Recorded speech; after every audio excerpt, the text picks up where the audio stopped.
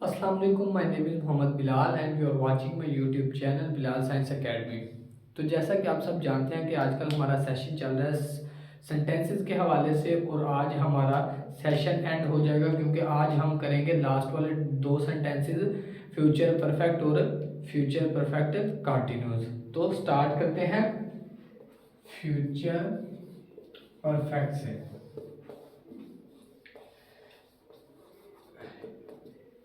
तो जैसा कि मैंने बताया था कि फ्यूचर मतलब फ्यूचर टेंस में हम मुस्तकबिल की बात करेंगे, आने वाले आने वाले दौर में क्या होगा, हम उस हवाले से बात करते हैं। तो सबसे पहले हम देखते हैं सेंटेंसेस में उनकी पहचान। तो फ्यूचर भी होगा और परफेक्ट भी होगा, मतलब इन दो वर्ड से ही हमें अंदाज़ा हो जाना चाहिए कि एक तो फ्यूचर मतलब मुस्तकबिल में होगा, दूसरा परफेक्ट मतलब मुकम्मल हो चुका होगा। तो फ्यूचर परफेक्ट मतलब आने वाले वक्त में जो काम मुकम्मल हो चुका होगा। तो इसकी पहचान फिक्रात के आखिर में जो वर्ड आएगा ना, वो चुका होगा, चुकी होगी या चुके होंगे। चुका होगा, चुकी होगी या चुके होंगे। इनके अलावा भी जो हम यूज कर सकते हैं ना, वो ये होगा लिया होगा, ली होगी वगैरह। मतलब फिक्रे को पढ़ के हमें सेंस को समझना होगा कि मतलब काम मुकम्मल हो चुका है और आने वाले दौर की बात हो रही है। उसके बाद दूसरे नंबर पे हम देखते हैं सेंटेंसेस में उसका हेल्पिंग वर्ब। तो यहाँ पे हमारे पास हेल्पिंग वर्ब दो होंगे, एक होगा शैल हैव और दूसरा होगा विल हैव। अब शैल हैव और विल हैव, जैसा कि होता है कि आप जानते हैं कि हम शैल इस्तेमाल करते हैं आई और वी के साथ, और विल हम इस्तेमाल करते हैं बाकी सब के साथ, मतलब ही शी इट सिंगुलर और दे यू के साथ। तो ये हो गया हेल्पिंग वर्ब। और लास्ट पे हम देखते हैं फॉर्म ऑफ वर्ब। तो फॉर्म ऑफ वर्ब जो है ना, वो इसमें हम थर्ड इस्तेमाल करेंगे। तो ये थी वो तीन चीजें जो हमें एक जुमले को पहचानने में मदद करती हैं। क्या थी? फ्यूचर परफेक्ट में पहचान है चुका, चुकी, चुके या लिया होगा, ली होगी, मतलब काम मुकम्मल हो चुका होगा।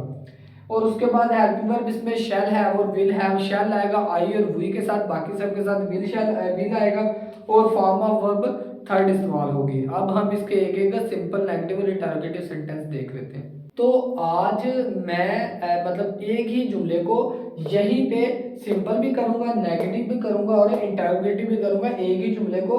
तो जुमला में लिख रहा हूं कि मैं काम कर चुका होगा, कि मतलब मैं अपनी बात कर रहा हूं कि मैं काम कर चुका होगा। तो क्या आएगा? आई के साथ हम क्या इस्तेमाल करते हैं? शैल हैव, और लास्ट पे थर्ड फॉर्म ऑफ वर्ब। अब आई के साथ, आई और वी के साथ हम इस्तेमाल करते हैं शैल को, शैल हैव को यहाँ पे फ्यूचर परफेक्ट में। तो क्या आएगा? आई शैल हैव वर्कड। और अगर मैं इसी को नेगेटिव में कर दूंगा, मैं काम नहीं कर चुका हूँगा, मैं लिख देता हूं, मैं काम नहीं कर चुका होगा, कि मतलब मैं बात कर रहा हूं कि मैं काम नहीं कर चुका होगा, मैं एक चीज को मना कर रहा हूं। ये क्या हो गया? Negative sentence.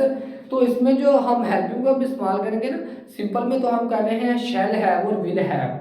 अब नेगेटिव में हम इस्तेमाल करेंगे शैल not have, will not have. मतलब जो नॉट है वो शैल और हैव के सेंटर में लगेगा। तो यहाँ पे क्या आएगा? आई शैल नॉट हैव वर्कड। तो क्या आएगा? मतलब मैं काम नहीं कर चुका होगा, आई शैल नॉट हैव वर्कड। तो इसी को अगर मैं इंटेरोगेटिव में करूं, क्या कैसे करूंगा? यही कर लेते हैं, क्या क्या मैं काम कर चुका होगा, मतलब लास्ट पे क्वेश्चन मार्क बहुत ही जरूरी है। तो मैं खुद से ही मतलब किसी से सवाल कर रहा हूँ क्या मैं काम कर चुका होऊंगा, तो इंटेरोगेटिव में जो शेल है वो स्टार्ट पे आ जाएगा और जो हैव है ना वो सेंटर में आएगा। मतलब एक तो सब्जेक्ट है ना, और जो शेल हैव है, शेल सब्जेक्ट से पहले और हैव सब्जेक्ट के बाद। मतलब मैं इसी को इंग्लिश में करता हूँ, shall I have worked, last पे क्वेश्चन मार्क। मतलब शेल आई हैव वर्कड, क्या मैं काम कर चुका होगा। तो ये था हमारा मतलब इंटेरोगेटिव सेंटेंस। अब अगर इंटेरोगेटिव नेगेटिव करना तो यहाँ पे हम नीचे वाले जुमले में चेंज करते हैं, क्या मैं काम नहीं कर चुका होऊंगा। तो ये क्या मैं काम नहीं कर चुका होऊंगा, तो यहाँ पे भी तरीका यही इस्तेमाल होगा, लेकिन जो नॉट आएगा ना वो हैव से पहले आएगा। मतलब यहाँ पे मैं इसकी इंग्लिश लिख देता हूँ, शैल आई नॉट हैव वर्कड।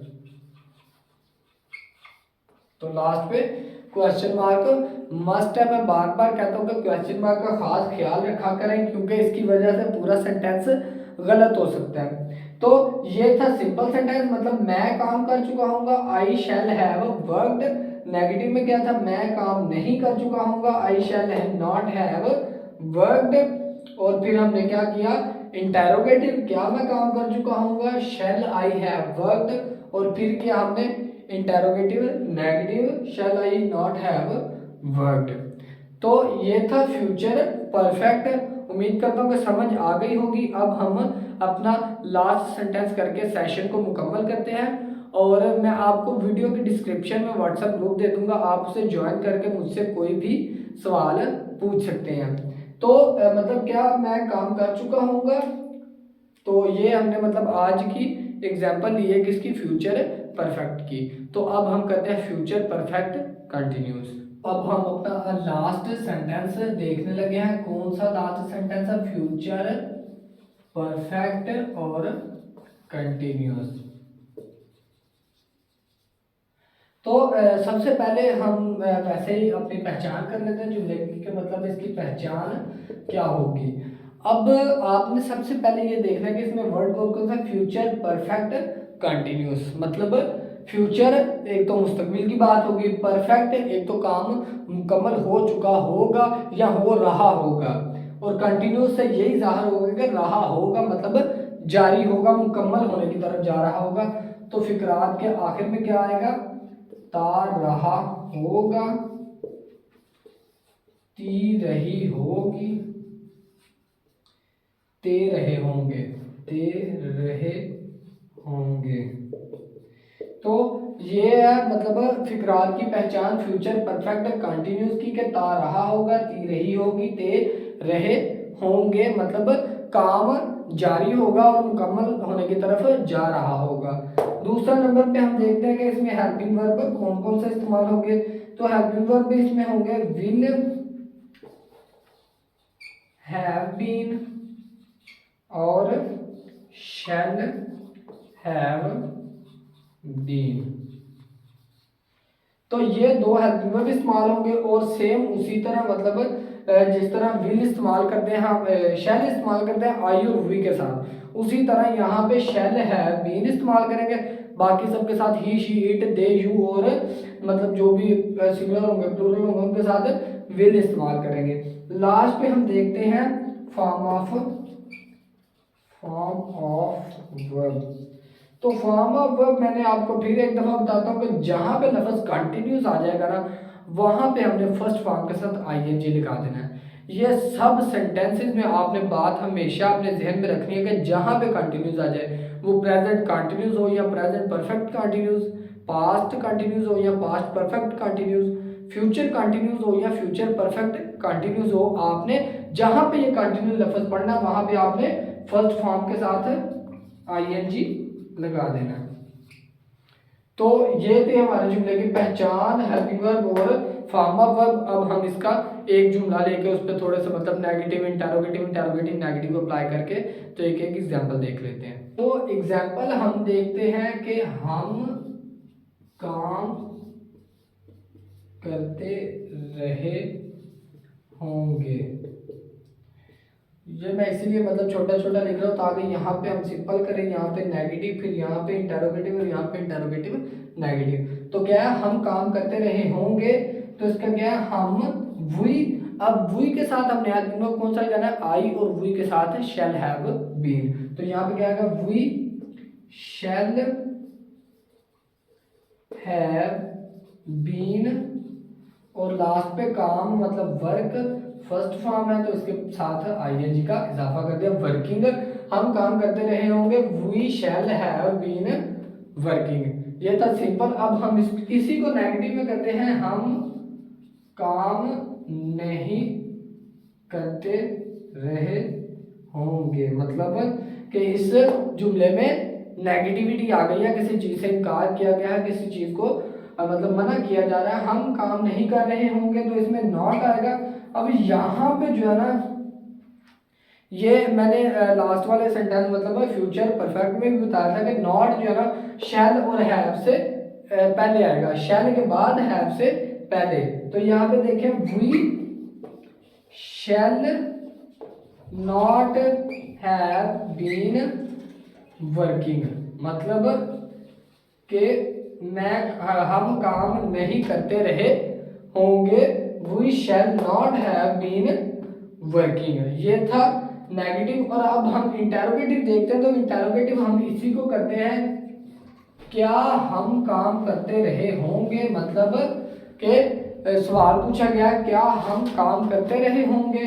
तो इसको मैं इस तरह हल करूंगा कि ये जो शेल है ना, सिर्फ शेल ये आएगा सब्जेक्ट से पहले, बाकी सब सब्जेक्ट के बाद। तो क्या आएगा, shall we have been working. तो लास्ट पे क्वेश्चन मार्क मस्ट है। तो ये क्या, shall we have been working, last पे क्वेश्चन मार्क है, क्या मतलब कि हम काम करते रहे होंगे। अब इसी तरह नेगेटिव इंटेरोगेटिव देखने हैं, तो ये हम करते हैं, क्या हम काम नहीं करते रहे होंगे, मतलब कि क्या हम काम नहीं करते रहे होंगे। तो इसमें जो नॉट आएगा ना, वो हैव से पहले आएगा, सब्जेक्ट के बाद आएगा। किस तरह, मतलब shall we not have been working, last पे क्वेश्चन मार्क, मतलब कि shall we not have been working, क्या हम काम नहीं करते रहे होंगे। उम्मीद करता हूँ आपको समझ आ गई होगी और आपने अपने नोट्स से तैयार कर लिए होंगे। तो ये था हमारे लास्ट सेशन। आज हमने लास्ट वाला मतलब सेंटेंसेस किए हैं, फ्यूचर परफेक्ट और फ्यूचर परफेक्ट कंटिन्यूस। तो थैंक यू सो मच हमारे साथ जुड़े रहने के लिए। चैनल को सब्सक्राइब करें, लाइक करें, शेयर करें और इसी तरह रोज़ चैनल को विजिट करें ताकि आप मज़ीद इन्फॉर्मेशन हासिल कर सकें। Thank you so much.